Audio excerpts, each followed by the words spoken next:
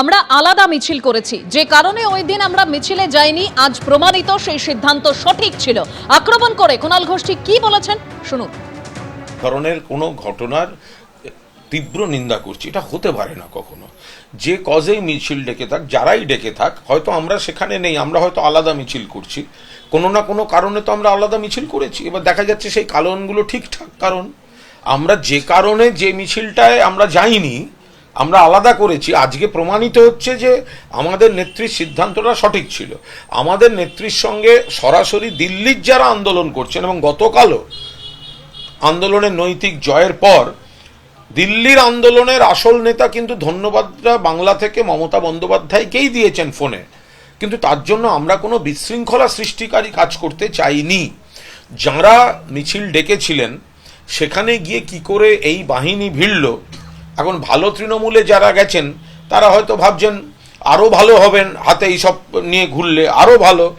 ভালো তৃণমূল হচ্ছেন না, ভালো তৃণমূলের অনুগামীরা তারা এইসব করতে যাচ্ছেন, তো করতে গেছেন। আমরা এর তীব্র নিন্দা করছি। ও যে কজে মিছিল, যে কারণে মিছিল, তার সঙ্গে এই কালচার, এই ধরনের আসল হোক বা নকল হোক, বন্দুক, রিলস, এসব ভাবা যায় না। শুক্রবার ছাত্র বিক্ষোভের নামে ধর্মতলায় ধুন্ধুমার পরিস্থিতি তৈরি হয়, যে ঘটনায় 14 জনকে গ্রেপ্তার করা হয়। আর 14 জনের ইতিমধ্যেই দুদিনের পুলিশ হেফাজতের নির্দেশ দেওয়া হয়েছে। আজকে আদালতে সরকারি আইনজীবী সওয়াল করেন যে বেআইনি জমায়েত হয়েছিল, অনুমতি ছিল না, উস্কানিমূলক বক্তব্য দিয়ে ভাষণ শুরু হয়েছিল। আজকে আদালতে ঠিক কি হলো আমরা জানবো। আমাদের প্রতিনিধি আবির দত্ত রয়েছেন সরাসরি। আবির, দেখো, আজকে আদালত কক্ষে যখন এই অভিযুক্ত 14 জনকে গ্রেপ্তার করে পুলিশ নিয়ে আসে, তারপরে যখন সওয়াল জবাব শুরু হয় এবং শেষে একেবারে পাবলিক প্রসিকিউটর বা সরকারি আইনজীবী তিনি তার বক্তব্য রাখেন বা তার সাবমিশন রাখেন, তিনি সেখানে স্পষ্টত উল্লেখ করেন যে এই যে জমায়েত সেটা বেআইনি জমায়েত। কারণ কি? কারণ তিনি যেটা জানাচ্ছেন আদালত কক্ষে, যে পারমিশন চাওয়া হলেও পারমিশন দেওয়া হয়নি, তা সত্ত্বেও এই জমায়েত হয়েছে। দ্বিতীয়ত, যে বক্তব্য সেখানে রাখা হয়েছিল সেগুলো উস্কানিমূলক এমনটাই তারা মনে করছেন, এবং তারা দেখতে পান যে এই বক্তব্যের পরেই লাঠি থেকে আরম্ভ করে বোতল সেগুলো উড়ে আসে, পুলিশ আহত হয় এবং 2 জন সাংবাদিক আহত হয়। এবং এই যে তদন্ত তারা করছেন, সেই তদন্তে 2টি ধারা যুক্ত করা হয়েছে, একটি পিডিপিপি অ্যাক্ট এবং আরেকটি যেটা জানা যাচ্ছে 9/15 West Bengal maintenance of public order act, যে ধারাতে 10 বছর সর্বাধিক সাজা হতে পারে, এমনটাই কিন্তু আদালত কক্ষে উল্লেখ করেছেন পাবলিক প্রসিকিউটর বা সরকারি আইনজীবী।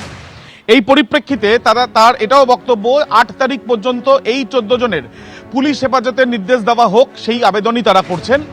এরপর অভিযুক্তের তরফের আইনজীবীদের আমরা দেখলাম শুরুতেই তারা যখন বলতে শুরু করেন, সেখানে তারা উল্লেখ করেন 3টি বিষয়। প্রথম, এই যে ঘটনা ঘটেছে সেই ঘটনায় যাদেরকে গ্রেপ্তার করা হয়েছে তাদেরকে উদ্দেশ্য প্রণোদিতভাবে গ্রেপ্তার করা হয়েছে বলে তাদের বক্তব্য। দ্বিতীয়ত, কেন্দ্রীয় সরকার এই আন্দোলন যখন ককরোচ পার্টির চলছে সেখানে যে কটি এফআইআর হয়েছিল সেগুলোকে উইথড্র করেছে, রাজ্য কেন করেনি? তাহলে কি কেন্দ্রের কথা রাজ্য শোনে না? এই বক্তব্য তারা রাখেন বা এই সাবমিশন তারা রাখেন। এবং তৃতীয়ত, তারা জামিনের আবেদন করেন। এই সওয়াল জবাবের পর আদালতের তরফ থেকে দুপক্ষের তাদের সাবমিশন শোনার পর আদালত এই 14 জনকেই 2 দিনের পুলিশ হেফাজতের নির্দেশ দিয়েছে। ধন্যবাদ আবির। ধৃত 14 জনের 2 দিনের পুলিশ হেফাজতের নির্দেশ দেওয়া হয়েছে। বেআইনি জমায়েত হয়েছিল, অনুমতি ছিল না, উস্কানিমূলক বক্তব্য দিয়ে ভাষণ শুরু হয়েছিল, লাঠি, বোতল, পাথরের আঘাতে জখম পুলিশ ও সাংবাদিকরা। আজকে আদালতে এভাবেই সওয়াল করেন সরকারি আইনজীবী। বিষয় আমরা তুলে ধরিয়ে দেখালাম। এফআইআর এর বাইরে অতিরিক্ত মাত্রায় অবাঞ্ছিত কথাবার্তা বিভিন্ন ইস্যু ধরে ধরে তুলেছেন। মঙ্গলবার পর্যন্ত ইনভেস্টিগেশনের স্বার্থে রাখা হলো। মঙ্গলবার এই আসামিদের কোর্টে প্রোডাকশন হবে। ওই দিন বেলের আবার জামিনের কথা বিবেচনা করে 14 জনই থাকবে। মুখ্যমন্ত্রী শুভেন্দু অধিকারী বলেছেন, এই শক্তি বিদেশি শক্তি দ্বারা মদতপুষ্ট। ধৃতদের সঙ্গে ককরোচ পার্টি, নিট আন্দোলনের কোনো সম্পর্ক নেই। এরা কেউ ছাত্র নয়, এরা জামাতি, মৌলবাদী, ভারতকে দুর্বল করতে চায়।